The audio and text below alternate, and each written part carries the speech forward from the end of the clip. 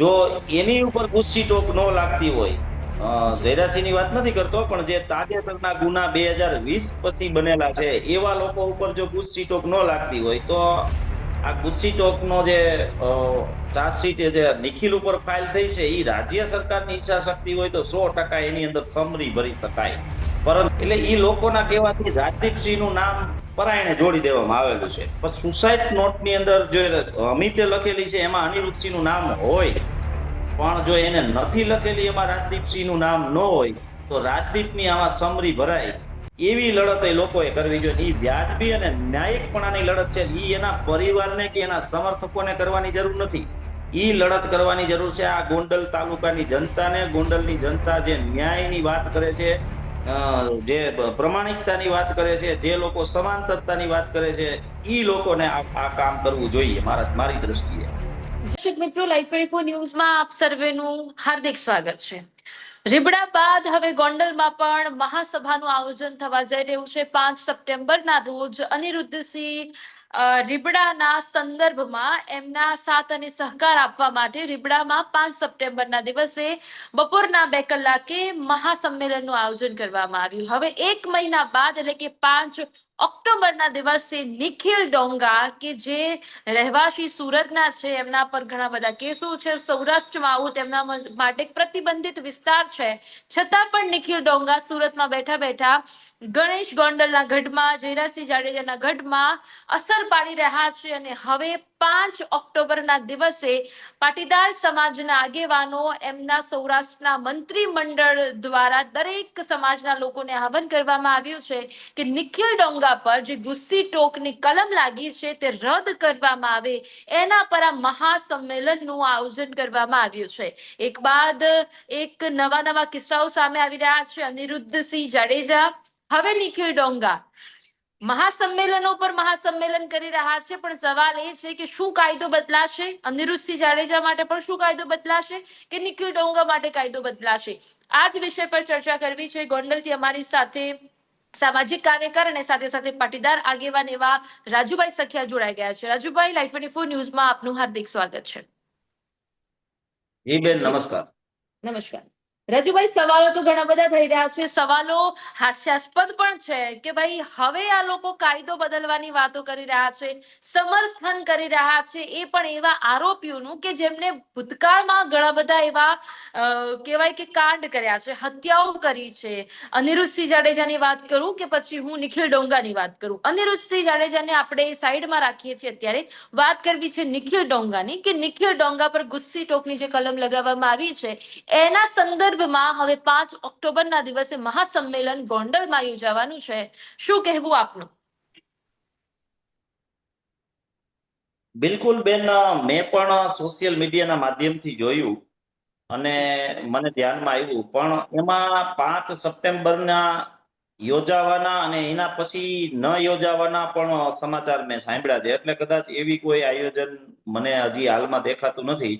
પણ ગુસ્સી ટોક અને નિખિલ ડોંગાની બાબતમાં જો આપણે ચર્ચા કરીએ તો એની એક સ્પષ્ટતા તમને કરતો કે સંગઠિત ગુના નિયંત્રણ અધિનિયમ 2015 ની અંદર કાનૂન બનેલો છે. એની અમલવારી 20માં થયેલી છે.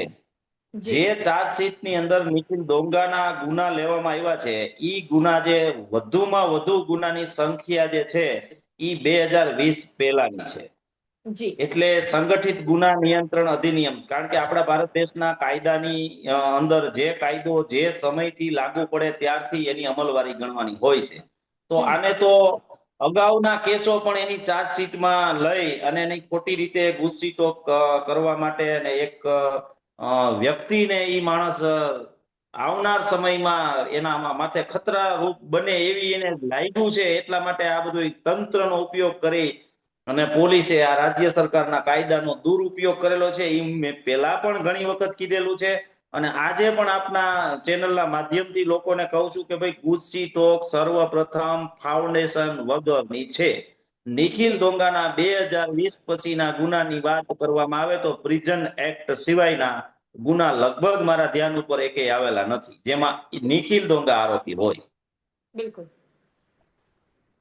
જી રાજુભાઈ, બીજી પણ ઘણી બધી ચર્ચાઓ કરવી છે. જે પ્રમાણે હવે પાટીદાર સમાજ આયોજન કરી રહ્યું છે કે સભામાં તેઓ આવશે. વરુણ પટેલ સાથે પણ ચર્ચા કરવામાં આવી. એ પણ પાટીદાર અગ્રણી છે. એમના દ્વારા પણ એવું કહેવું છે કે ગોંડલમાં નિખિલ ડોંગા સિવાય પણ ગોંડલમાં ઘણા બધા એવા લોકો છે કે જેમના પર બહુ બધા કેસો લાગેલા છે. તો જો નિખિલ ડોંગાની ગુસ્સી ટોક સરકાર રદ કરતું હોય કે ભાઈ ચલો એને સજા માફી મળતી હોય તો પછી બધાની થવી જોઈએ. જો નિખિલ ડોંગાની થાય છે તો આ મુદ્દા પર આપનું શું કહેવું? બિલકુલ ગોંડલની અંદર ઘણા બધા ગુનેગારો જે રીઢા ગુનેગારોના લિસ્ટની અંદર ચડેલા છે એમાં જયરાજસિંહને બહાર નથી રાખતો હું. એ રીઢા ગુનેગારના રજિસ્ટરની અંદર એની એન્ટ્રી છે. જી જો એની ઉપર ગુસ્સી ટોક ન લાગતી હોય, જી જયરાજસિંહની વાત નથી કરતો, પણ જે તાજેતરના ગુના 2020 પછી બનેલા છે એવા લોકો ઉપર જો ગુસ્સી ટોક ન લાગતી હોય તો આ ગુસ્સી ટોકનો જે ચાર્જશીટ જે નિખિલ ઉપર ફાઇલ થઈ છે એ રાજ્ય સરકારની ઈચ્છા શક્તિ હોય તો 100% એની અંદર સમરી ભરી શકાય. પરંતુ એ સમય કદાચ જાતો રહ્યો છે.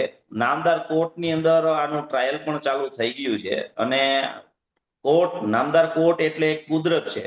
કુદરત અને કોર્ટ બે વસ્તુ ઉપર લોકો ભરોસો રાખી શકે અને બે સમાંતરતાનું એક પ્રતીક છે, ન્યાયનું એક પ્રતીક છે. તો હું માનું છું ત્યાં સુધી નામદાર કોર્ટના ધ્યાન ઉપર આ બાબત આવશે કે ભાઈ 2015 નો કાયદો અમલવારી 20ની અને એફઆઈઆર જે છે 20 પહેલાની મૂકેલી છે. તો આ જો ધ્યાનમાં આવશે તો ચોક્કસપણે નિખિલ ડોંગાને નામદાર કોર્ટ જ ન્યાય આપશે. આના માટે લગભગ હું માનું છું ત્યાં સુધી આવા કોઈ મેળાવડા કે ટોળા ભેગા કરવા મને યોગ્ય નથી લાગતા. બિલકુલ. રાજુભાઈ, હવે છે અનિરુદ્ધસિંહ જાડેજા કે જેમના સમર્થનમાં સભા યોજાઈ હતી. એ સભા યોજાઈ, લોકોના પ્રતિસાદ પણ સામે આવ્યા છે. એમના જે સહકાર આપનાર લોકો છે બધાના વિડીયોઝ, નિવેદન બધું સામે આવ્યું છે. અનિરુદ્ધસિંહ જાડેજાના જે પુત્ર છે રાજદીપસિંહ જાડેજાની વાત કરવી છે. આ આપણો જે વિષય ચર્ચા કરી રહ્યા છે એનાથી વિષય આપણે થોડો સાઈડમાં છે કે રાજદીપસિંહ રીબડાના આગોતરા જામીનની જે અરજી છે તે પણ કરવામાં આવી. તો આ મુદ્દા પર આપનું શું કહેવું?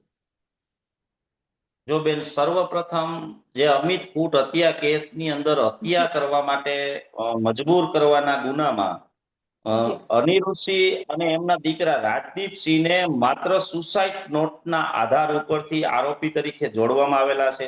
સુસાઇડ નોટનું પરીક્ષણ આવી ગયું છે, એનો રિપોર્ટ આવી ગયેલો છે. જે પાના ઉપર જો રાજદીપનું નામ લખેલું છે ઈ પાનાના અને અમિત કૂંટના અક્ષરો મેચ નથી થતા આવું મારી જાણમાં આવેલું છે. તો સ્વાભાવિકપણે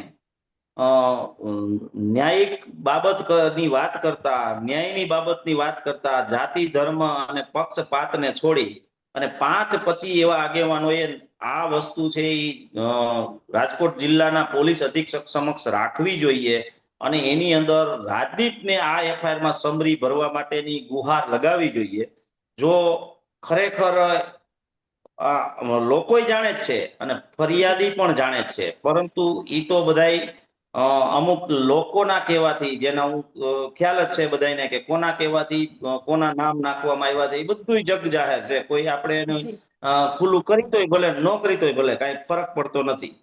એટલે એ લોકોના કહેવાથી રાજદીપસિંહ નું નામ પરાયણે જોડી દેવામાં આવેલું છે. પણ સુસાઇડ નોટની અંદર જો અમિતે લખેલી છે એમાં અનિરુદ્ધસિંહ નું નામ હોય, પણ જો એને નથી લખેલી, એમાં રાજદીપસિંહ નું નામ ન હોય, તો રાજદીપની આમાં સમરી ભરાય એવી લડત એ લોકોએ કરવી જોઈએ. એ વ્યાજબી અને ન્યાયિકપણાની લડત છે. એ એના પરિવારને કે એના સમર્થકોને કરવાની જરૂર નથી. એ લડત કરવાની જરૂર છે આ ગોંડલ તાલુકાની જનતાને. ગોંડલની જનતા જે ન્યાયની વાત કરે છે, જે પ્રમાણિકતાની વાત કરે છે, જે લોકો સમાંતરતાની વાત કરે છે, એ લોકોને આ કામ કરવું જોઈએ મારી દ્રષ્ટિએ. જી, એટલે જે પ્રમાણે એની આપ એની જણાવી રહ્યા છો, વ્યાખ્યામાં હું પણ આવું. બિલકુલ. જી એ જી વ્યાખ્યામાં હું પણ આવું એમ કે ભાઈ મારી નૈતિક જવાબદારી બને છે કે જો આ એફએસએલ, મેં હજી એફએસએલ નો રિપોર્ટ મારા હાથમાં આવ્યો નથી, મેં માત્ર સમાચારના માધ્યમથી સાંભળેલું છે. જો ખરેખર રાજદીપના નામ વાળી સુસાઇડ નોટનું એફએસએલ નેગેટિવ આવ્યું હોય તો 100% મારી નૈતિક જવાબદારી આવે કે મારે આના માટે ડીએસપી સાહેબને મારે આવેદન પત્ર કરવું જોઈએ. બિલકુલ. એટલે તમારે સમાજના લોકોને પગલા ભરવા જોઈએ જો એમાં નેગેટિવ રિપોર્ટ આવે છે FSL ના રિપોર્ટ પ્રમાણે આપે જણાવ્યું એ પ્રમાણે છે કે જે પણ લખાણ કઈ લખવામાં આવ્યું છે એ નિખિલ શું કહેવાય અમિત ખૂટના જ રાઇટિંગનું છે.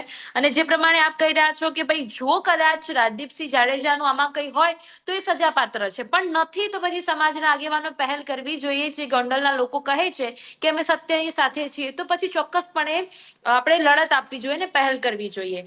રાજુભાઈ, એક છેલ્લો સવાલ છે કે અનિરુદ્ધસિંહ જાડેજા હોય, નિખિલ ડોંગા હોય, રાજદીપસિંહ જાડેજાને અત્યારે આપણે સાઈડમાં મૂકીએ છીએ, આ બધાના કેસમાં જયરાજસિંહ જાડેજા પણ આવી ગયા, ગણેશ ગોંડલ પણ આવી ગયા, આ બધાના કેસમાં એ રીબડાના અને ગોંડલના જે લોકો પરેશાન થાય છે એનું શું? કારણ કે તમે જાણો છો, હું એ જાણું છું કે રોજ નવા સમાચાર સામે આવતા હોય છે. હમણાં પણ ગોંડલમાંથી સમાચાર સામે આવ્યા કે દુષ્કર્મ એક સ્ત્રી પર, જે સ્ત્રી પરણેલી છે, તેમના પર લગ્નની લાલચ આપીને દુષ્કૃત્ય ગુજારવામાં આવ્યું. એ દુષ્કૃત્ય ગુજાર્યું એના પછી ઓડિયો ક્લિપ વાયરલ થઈ. પીએસઆઈ પર, પીએસઆઈ ના રાઇટર, અન્ય બે પોલીસ કર્મચારીઓ પણ જે સાક્ષી જોનાર છે પોતાની નજરે, એને મારવામાં આવ્યો છે. અને આજે ઓડિયો ક્લિપ વાયરલ થાય છે જેમાં ગણેશ ગોંડલનું નામ સામે આવે છે. તો કેન્દ્ર બિંદુમાં હંમેશા ગણેશ ગોંડલ અને જયરાજસિંહ જાડેજાનું અને ગીતાબા જાડેજાનું ઘર જ કેમ? એટલા માટે કે બેન, જેટલા ગેરરીતિ અને ગેરકાનૂની કામ કરનારા છે ને એના સમર્થકો છે. એટલે જે માણસ, મને ખબર નથી કોની ઓડિયો ક્લિપ છે, શું છે એ, પણ જે માણસે વાત કરી છે કે ગણેશ કેમ કરવું પડશે, તો આની અંદર ઈ આગેવાન અથવા તો ઈ આરોપી ગણેશના સમર્થનમાં હશે. બિલકુલ, એટલે બધા કેન્દ્ર બિંદુમાં હર હંમેશ એ જ પરિવાર આવતો હોય, આપણે એવું કહી શકીએ. જી જી. તો જી રાજુભાઈ, જી બિલકુલ. તો રાજુભાઈ, આપે આ તમામ મુદ્દા પર અમારી સાથે ચર્ચા કરીને અમારા દર્શક મિત્રોને અવગત કર્યા કે ભાઈ આ પ્રકારના કેસો જો લાગે, જો સુપ્રીમ કોર્ટના નિયમોમાં હોય તો, અને તો ગુસ્સી ટોક જેવી જે કલમો છે તે રદ થઈ શકે છે. બાકી આપે જણાવ્યું કે કુદરત અને સુપ્રીમ કોર્ટ એક સમાન છે, એટલે એમાં કઈ ફેરફાર કરવા ખૂબ જ કહેવાય કે મુશ્કેલ છે. પણ જો થાય છે તો પછી દરેકને એ કલમો લાગુ પડવી જોઈએ. ને ગુસ્સી ટોક જો નિખિલ ડોંગાનો માફ થાય છે, અનિરુદ્ધસિંહ જાડેજાને જો આ સભાઓમાં થઈને જોવામાં આવતું હોય તો એમના પર પણ ગુનાઓ નાબૂદ થાય છે, તો પછી ગુજરાતમાં ગમે તેના ઉપર લાગેલા હોય દરેક જે ગુનાઓ છે એ માફી પાત્ર ગણાય, એવું આપના દ્વારા કહેવામાં આવ્યું. ફરીથી રાજુભાઈ, આપ અમારી સાથે જોડાયા અને અમારી સાથે ચર્ચા કરી એ બદલ આપનો ખૂબ ખૂબ આભાર. જી.